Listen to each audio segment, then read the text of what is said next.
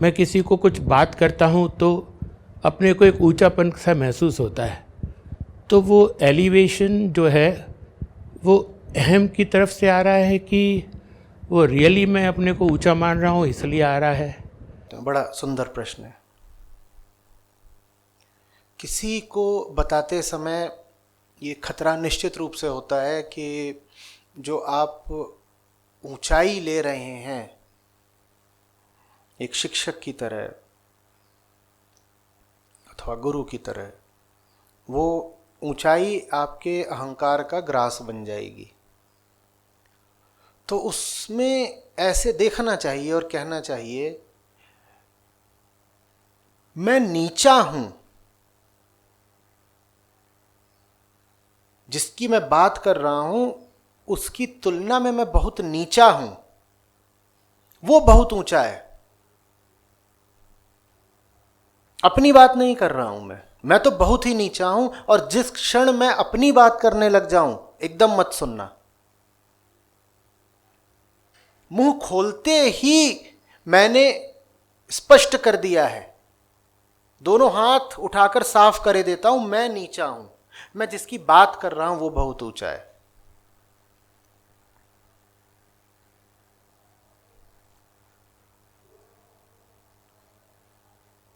जिस क्षण मैं ऊंचा बनने लग गया, मैं नीचा हो गया। जब तक मैं नीचा हूं, मुझे ऊंची बात करने का अधिकार है। थोड़ा उल्टा है मामला यहां पर। जो सच को अपने से ऊपर रख सके, उसे ही अधिकार है मुंह खोलने का, किसी को कोई सीख देने का। जिसके लिए अपनी सत्ता, अपना अहंकार सच से भी ऊपर हो गया, वो मुंह बंद ही रखे तो बेहतर।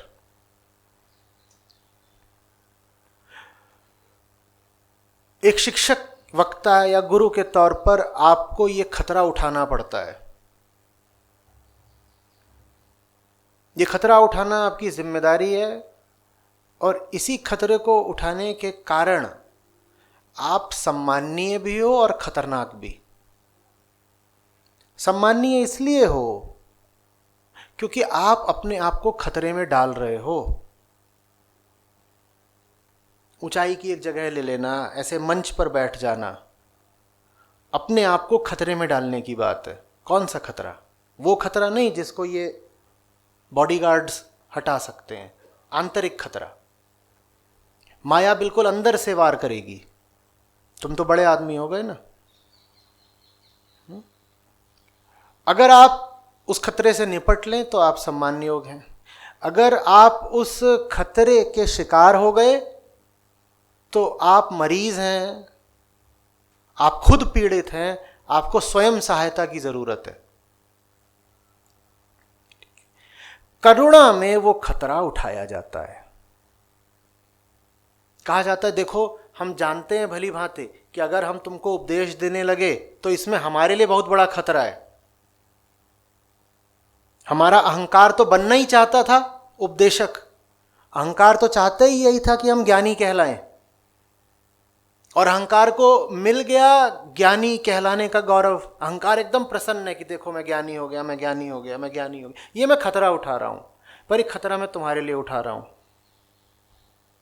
और मैं पूरी तरह आश्वस्त नहीं हूं कि मैं जीत ही जाऊंगा। तो मैं तुम्हें सावधान कर देता हूं और अधिकार दिए देता हूं कि जब तुम ये देखो कि मैं सच से नीचे नहीं, सच का सेवक नहीं, मैं स्वयं सत्य बनने की कोशिश कर रहा हूं, तो चुपचाप चले जाना। तुम चले जाओ, इसी में मेरी भी भलाई है। क्योंकि अगर तुम तब भी मुझे सुनते रह गए जब मैं अहंकार युक्त बातें कर रहा हूं, तो तुम अपना ही नहीं मेरा भी नाश कर रहे हो।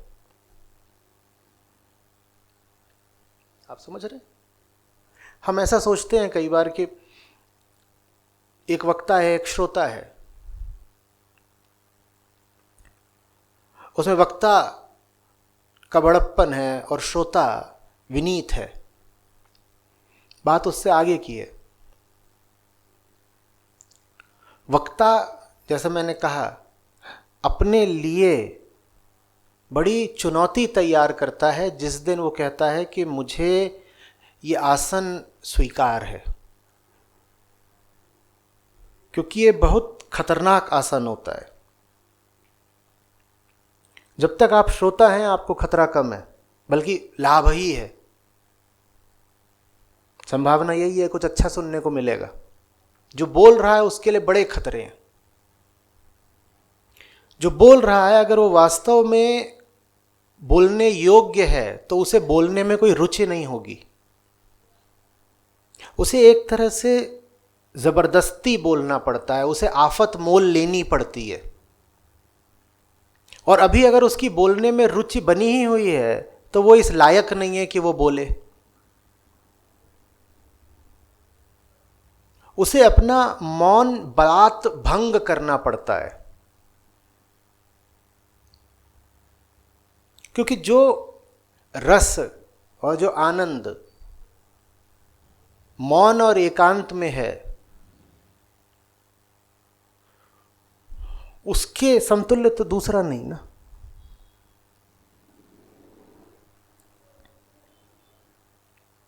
ध्यान की ऊंचाई से थोड़ा उतरना पड़ता है।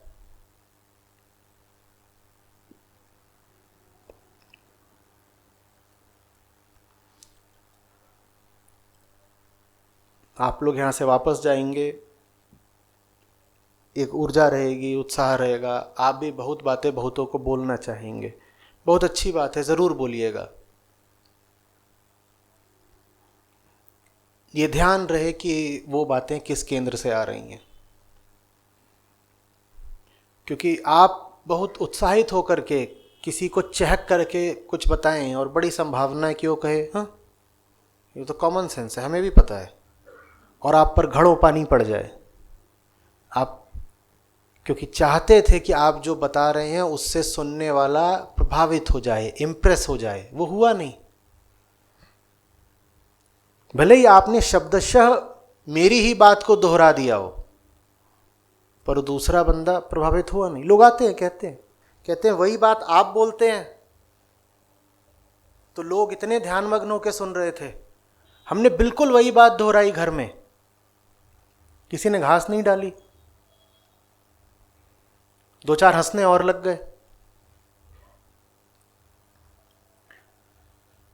ये अहंकार का प्रयास था, स्वीकृति पाने का, प्रशंसा पाने का और फूल जाने का।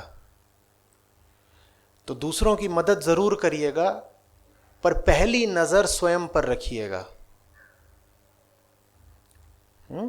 मदद पहले है या मदद का गौरव पहले है? एक सवाल पूछ लीजिएगा कि अगर मुझे सामने वाले से कोई प्रशंसा न मिले बल्कि अपशब्द ही मिल जाए, क्या मैं तब भी मदद करना चाहूंगा? अगर उत्तर आए हाँ, ये तो शायद निश्चित ही है कि इसकी मदद करेंगे तो ये गालियां देगा, लेकिन फिर भी हम इससे दो चार सही बातें बोलना चाहते हैं, तो फिर आगे बढ़ करके उससे आपको जो बातें कहनी चाहिए वो कहिएगा।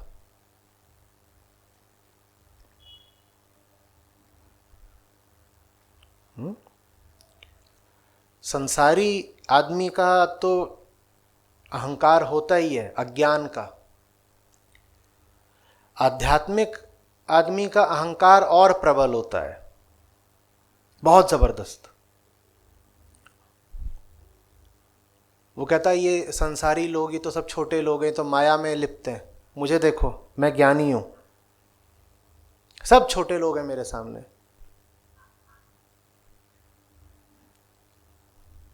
और यहां भीतर से वो देवी जी ठठा के हंसती हैं। कौन सी? कहते हैं ये ज्ञानी है।